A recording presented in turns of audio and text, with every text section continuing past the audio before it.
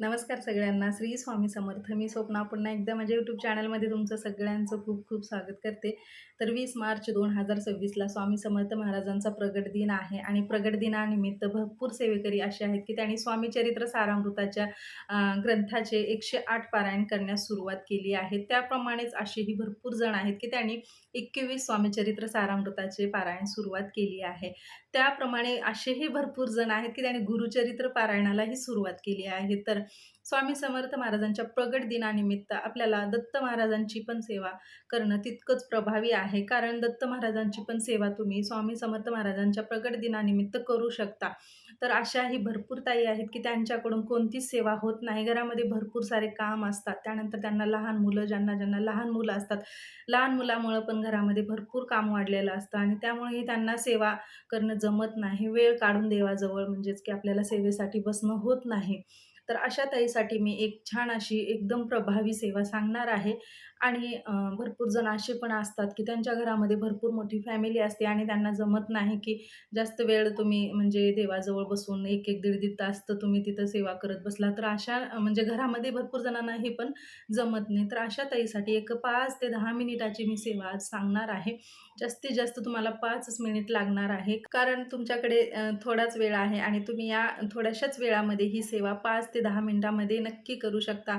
तर बघा, तुम्हाला मी आज जी सेवा सांगणार आहे, ती सेवा आहे दत्त महाराजांची सेवा. तर तुम्हाला स्वामी समर्थ महाराजांच्या प्रगट दिनानिमित्त गुरुचरित्र ग्रंथातील 14व्या अध्यायाचं पठण करायचं आहे. तर हा जो 14वा अध्याय आहे, तर हा अध्याय खूप म्हणजे खूप प्रभावी अध्याय आहे आणि या अध्यायामुळे आपल्या जीवनामध्ये जे काही संकट आहेत, तर त्याचं निवारण होतं आणि आपल्या जीवनामध्ये जे काही अडथळे आहेत, तर ते अडथळे जे आहेत ते दूर जाण्यास मदत होते आणि आपलं जीवन जे आहे ते एकदम सुरळीत चालू होतं. त्यामुळे तुम्हाला 10 मार्च ते 20 मार्चपर्यंत या पवित्र अध्यायाचं तुम्हाला पठण करायचं आहे आणि जर तुमच्याकडे जर म्हणजे हा अध्याय नसेल, तर तुम्ही जवळच्या केंद्रामधून ह्या अध्यायाची छोटीशी पोथी भेटते, तर ती पोथी तुम्ही केंद्रामधून घेऊ शकता किंवा तुमच्या म्हणजे जे ते राहतात तिथं धार्मिक ग्रंथाचं जे दुकान असतं, तर त्या दुकानामधून ही तुम्ही ती पोथी घेऊ शकता. तर खूप छोटी अशी ही ती पोथी आहे. कारण गुरुचरित्र हा ग्रंथ एकदम पवित्र ग्रंथ आहे आणि या ग्रंथाला आपण म्हणजे न नियम पाळता आपण त्याला सारखं-सारखं हात लावत नसतो आणि म्हणजे हाताळणं पण दररोज चांगलं नाही. कारण आपण जी पोथी आहे, तर त्या ग्रंथाला एकदम पवित्र ग्रंथ मानलं आहे. म्हणून पवित्र ग्रंथाला आपल्याला दररोज हात लावता येत नाही. त्यामुळे आपण तो जो ग्रंथ आहे, तर तो न हाताळता जी 14व्या अध्यायाची पोथी आहे, तर ती तुम्ही जवळच्या केंद्रामधून नक्की घेऊन तुम्ही 11 दिवसाची ही सेवा करू शकता. तर त्या पोथीमध्येच तुम्हाला लास्टला म्हणजे पोथी संपल्यानंतर तुम्हाला लास्टच्या पेजवर म्हणजे लास्टच्या पानावर तुम्हाला एक स्तोत्र आहे, तर त्या स्तोत्राचंही तुम्हाला पठण करायचं आहे. तर ते पण स्तोत्र तुमचं आयुष्य बदलून ठेवेल म्हणजे बदलून जाईल. त्या स्तोत्राचं पठण करून देखील तुमच्या आयुष्यामध्ये खूप मोठा अनुभव येईल. तर ते स्तोत्र जे आहे ते आहे घोर कष्ट उद्धारण स्तोत्र.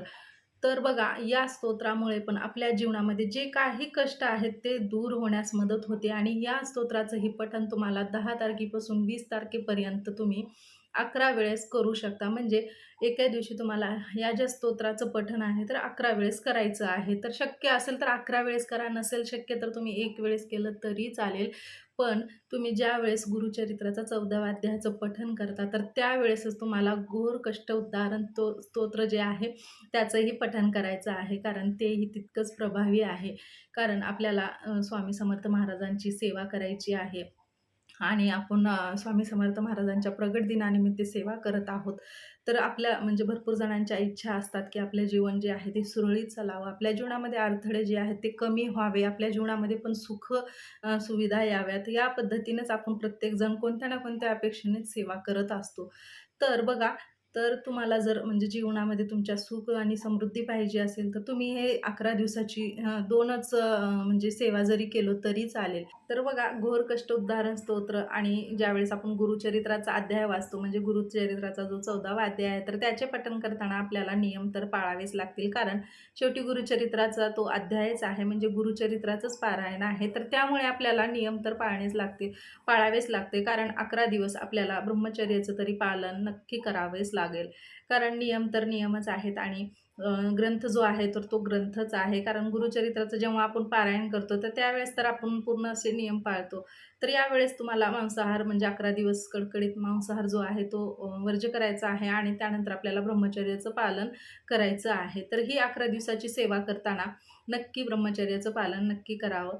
त्याचबरोबर बघा जे घोर कष्टोद्धारण स्तोत्र आहे, तर त्याचाही खूप म्हणजे खूप मोठा अनुभव आहे. ग्रंथ स्तोत्र जे आहे ते एकदम छोटं आहे, पण अनुभव खूप मोठे आहेत. कारण बघा घोर कष्टोद्धारण स्तोत्र जे आहे त्याचं पठण केल्यामुळे आपल्या जीवनामध्ये जे काही कष्ट आहे, तर ते कष्ट दूर होतात आणि आपले जे जीवन आहे ते एकदम सुरळीत चालायला सुरुवात होते आणि आपल्या आयुष्यामधले अडथळे जे आहेत, तर ते अडथळे दूर होण्यास मदत होते, कष्ट दूर होण्यास मदत होते आणि आपल्या घरामध्ये एकदम छान असे आर्थिक जी टंचाई आहे ती दूर होण्यास मदत होते आणि एकदम सुरळीत असं आपलं जीवन चालू होतं. तर हे पण तुम्हाला त्याबरोबर नक्की करायचं आहे. तर 11 वेळेस करायचं असेल तर तुम्ही 11 वेळेस करू शकता. कारण एकदम छोटं आहे. नक्की शक्य होणार तुमच्याकडून म्हणजे नक्की होऊन जाणार.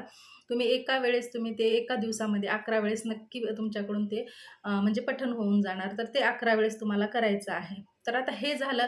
तर हे झाल्यानंतर आपल्याला आपली सेवा बंद करायची नाही. तर आपल्याला दररोज आपली जी काही नित्यसेवा आहे, तर त्या नित्यसेवेचंही पठण करायचं आहे. म्हणजे नित्यसेवा जी आहे, तर तेही नित्यसेवा आपल्याला चालूच ठेवायची आहे. मग ते तुम्ही सकाळपासून संध्याकाळपर्यंत कधीही करू शकता. फक्त 12 ते 12:30 मध्ये आपल्याला ही सेवा करायची नाही. कारण 12 ते 12:30 मध्ये सेवा केली जात नाही.